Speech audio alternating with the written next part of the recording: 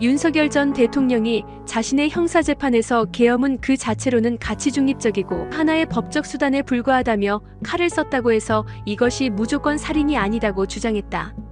윤 전 대통령은 21일 오후 서울중앙지법 형사합의 25부지기현 부장판사 심리로 열린 내란 우두머리 혐의 2차 공판기일에서 총 8분간 직접 발언 기회를 얻어 이같이 말했다. 윤 전 대통령은 오전과 오후 증인신문과 반대신문이 진행되는 동안에는 발언하지 않았다. 다만 향후 재판 절차를 논의하는 과정에서 손을 들고 자신의 의견을 내세웠다.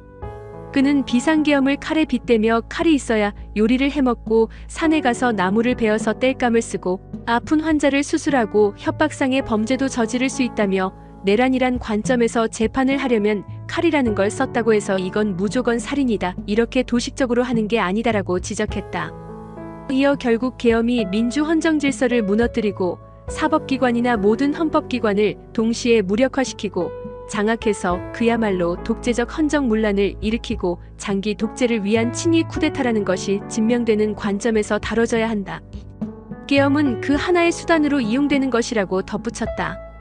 헌법재판소 탄핵심판 때 인정되지 않은 계엄 당시 유혈 사태가 없었고 처음부터 실무장시키지 않은 소수 병력을 투입했다는 주장도 되풀이했다.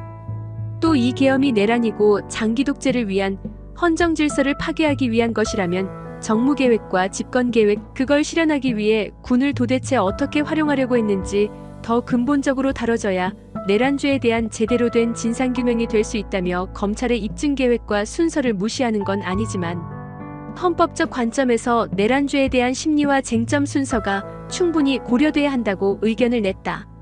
6분간 발언을 마친 윤 전 대통령은 재판부와 변호인이 증인신문 순서를 논의하자 내란죄의 포인트를 맞춰 제대로 법리와 로직을 딱 세워놓고 재판하면 굳이 증인신문할 필요가 없다는 게 변호인의 요지라며 여러 명이 다 같이 재판을 받는 것도 아니고 전직 대통령인 저 혼자 재판을 받는데 다 전문 증인들 아니겠냐며 떠들었다. 이어 조서도 일종의 전문 증거라고 해서 피고인이 동의 안 하면 증거로 쓰질 못하고 법정에 세워야 하는데 다 들었다는 이 전문 증인들을 이렇게까지 법정에서 들을 필요가 있느냐고 했다. 재판부는 다소 불편한 기색을 보였다. 지기현 부장판사는 내란죄 법리에 대해서는 재판부가 명확하게 기준을 갖고 재판하고 있다. 그 점을 피고인이나 변호인 측이 의심한다면 그건 잘못된 것이라며 검찰이 제시한 증거가 합리적 의심 없이 입증돼야 유죄가 인정된다고 단호히 말했다. 그러면서 검찰과 피고인, 변호인 모두 특별한 이의가 없을 것이라 생각한다. 아시겠냐고 확인했다. 이에 윤 전 대통령은 끄덕였고 변호인은 작게 내라고 답했다. 이날 오후 5시 53분 재판이 종료되자 윤 전 대통령은 문 쪽으로 나가며 살짝 미소 지었다.